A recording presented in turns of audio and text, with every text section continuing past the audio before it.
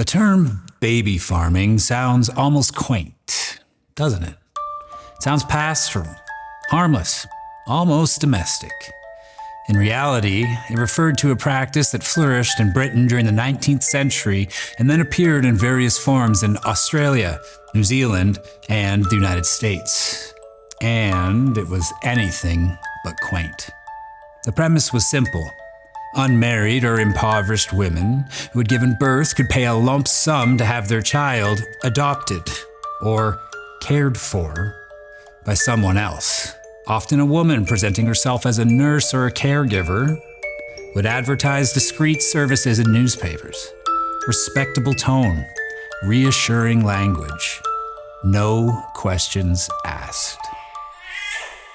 I hadn't even actually heard of baby farming until it started showing up in the comments under my "Where Did All the Female Serial Killers Go" episode. And I'll be honest, I hesitated.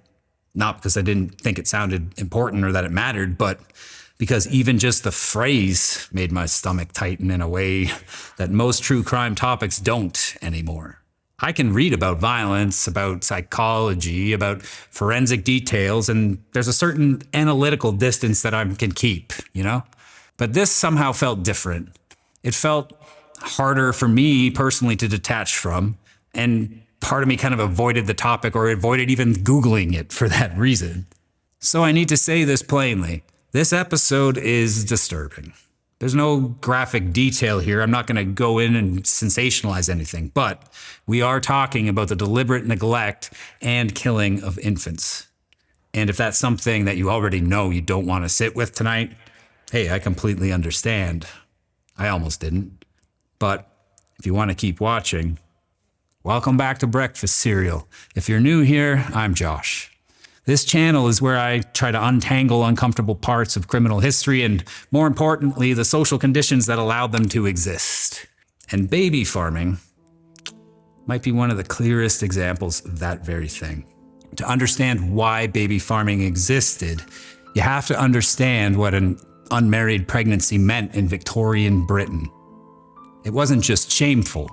It could cost you employment, housing, family support, and social standing, all in one sweep.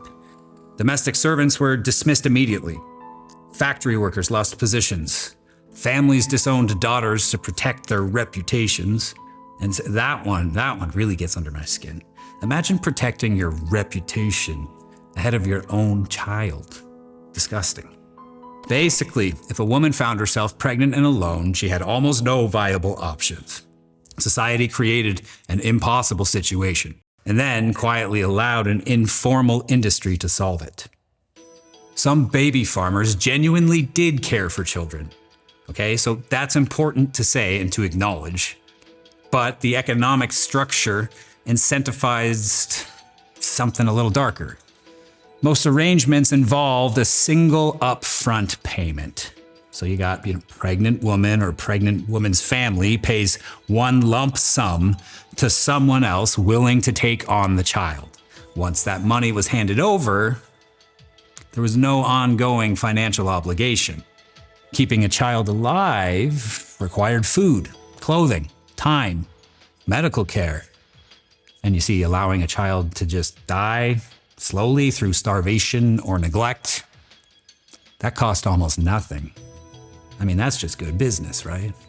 See, this woman, Amelia Dyer, is the name most people encounter first. She's often described as one of Britain's most prolific serial killers. I actually do have an actual photo of her. Here. So, she posed as a trained nurse, placed advertisements offering to take in infants, and collected one-time fees from desperate mothers. Now, instead of arranging adoptions, she drugged babies with opiates to keep them quiet, starved them, and in many cases, strangled them before disposing of their bodies in the Thames. When she was finally caught in 1896, police recovered multiple infant corpses wrapped in paper. The number tied to her conviction was pretty small, but the estimated total is staggering, possibly in the hundreds. They called her the ogress of Reading, which is a hard name. She got away with this for a staggering almost 30 years. The 1800s they were obviously a different time, but this woman was in and out of mental asylums and was still able to continue farming. She was literally convicted of neglect leading to death after a doctor became suspicious of the number of deaths under her care. She was sentenced to only 6 months hard labor. I guess there was no such thing as probation or any kind of follow-up after release, because after she finished that sentence, she went right back to her old ways. How does that happen? How can that possibly happen? Well, for starters, infant mortality in the Victorian era wasn't just high. It was woven into daily life in a way that's difficult to emotionally process from a modern perspective. In some industrial cities in Britain, as many as 1 in 5 babies didn't survive their first year. Illnesses that are minor today, diarrheal disease, respiratory infections, contaminated milk, those were often fatal. Malnutrition was ordinary. Overcrowded housing, polluted water, limited medical knowledge, all of it created a landscape where babies died frequently and, in a terrible sense, predictably.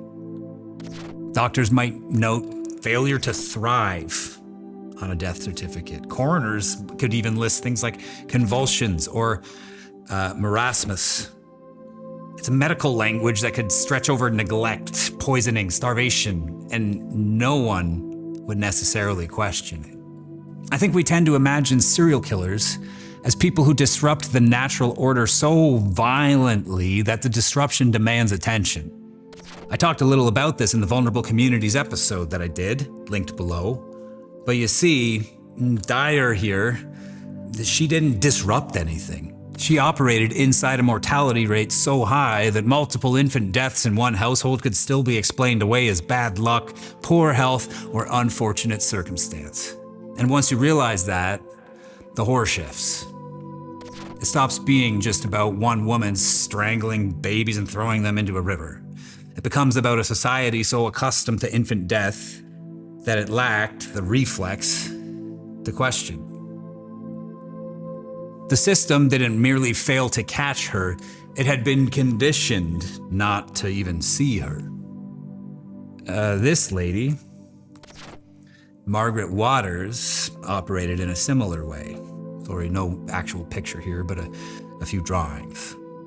She took in multiple infants at a time and neglected them until they wasted. That word appears repeatedly in court records.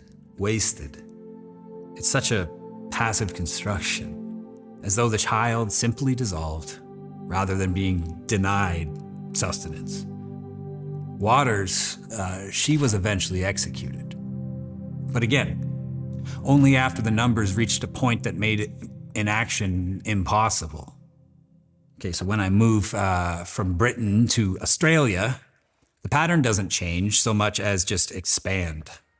John and Sarah Macon in Sydney took in infants in large numbers during the 1890s.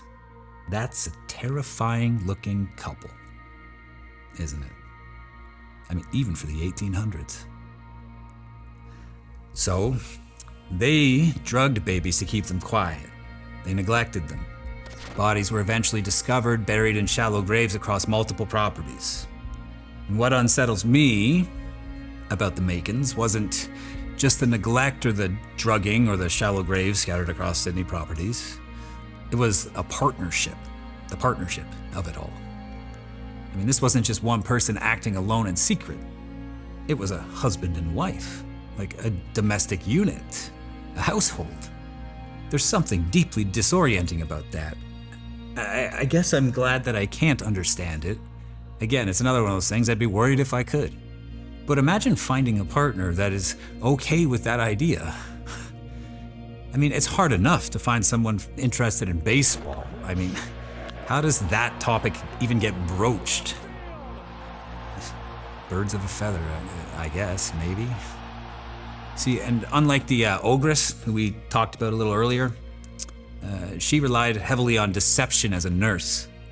The Macons, they operated inside a marriage And that's sort of what lent them legitimacy. Because see, you got a husband in the house, that suggests stability, right? Respectability. It's a family unit. There's structure. It made the operation look less like some kind of fringe arrangement and more, just like a struggling family that was looking to supplement their income with this one-time fee, New Zealand's Minnie Dean is another example. She was known in her community as helpful, even kind. She traveled by train with infants. She offered to relieve families of a burden they could not publicly carry. And yet babies who went with her often didn't reappear. She was ultimately convicted and executed in 1895, becoming the only woman ever executed in New Zealand. Even now, her name carries a strange mix of notoriety and discomfort, because acknowledging her crimes means acknowledging how deeply embedded the practice was. And then there's the United States. The term baby farming wasn't widely used there, but the dynamic appeared under different labels.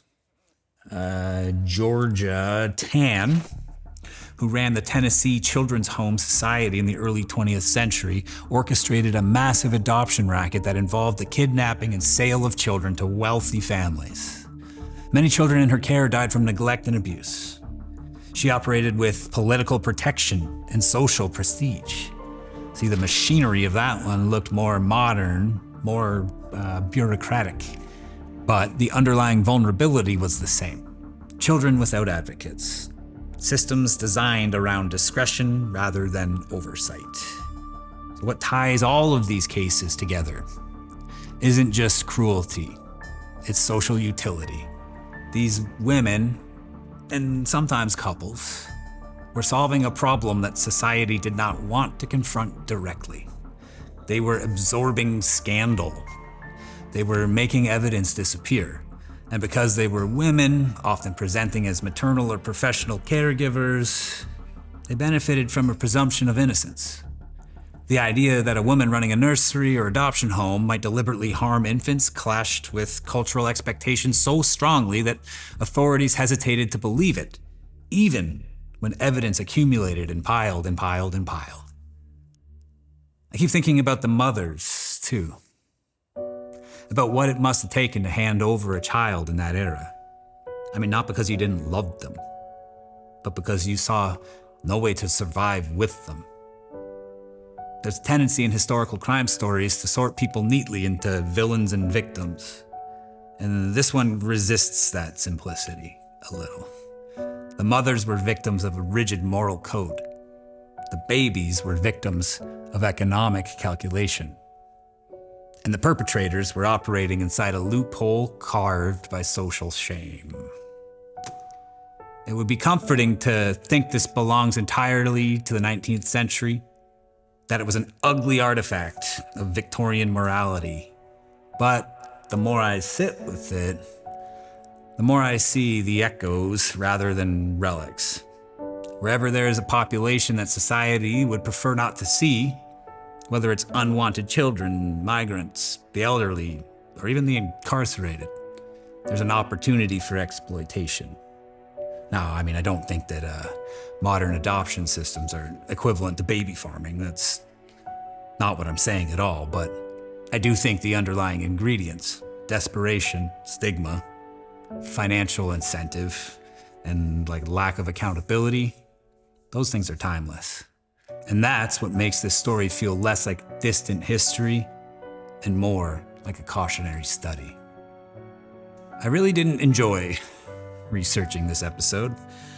That's not something I say often.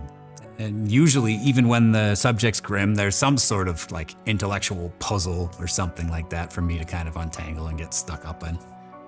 But here the pattern was just so obvious early on. And what disturbs me most is how preventable it all seemingly was. So many lives might have been spared. If you made it this far, I appreciate you staying with it. I know this one was heavy. It's heavy to write, but sometimes the stories that make us the most uneasy and uncomfortable are the ones worth sitting with the longest. I'll see you in the comments, and tonight, maybe take a minute before you jump into the next video. Some histories deserve a little silence after they're told.